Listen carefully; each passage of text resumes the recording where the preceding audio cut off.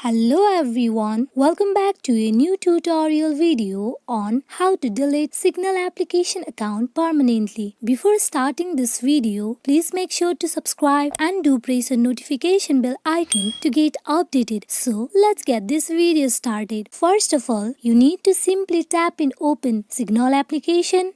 At first, you need to tap on the profile icon on top left corner. Tap in Account.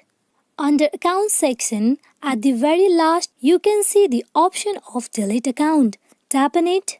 To delete your account, first of all, you need to select your country and provide a registered phone number.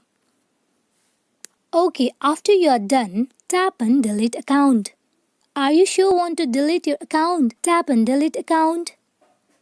As you can see, my account has been deleted and I have been directed to the very first page of Signal. This is how you can delete your account permanently on Signal application. Thank you.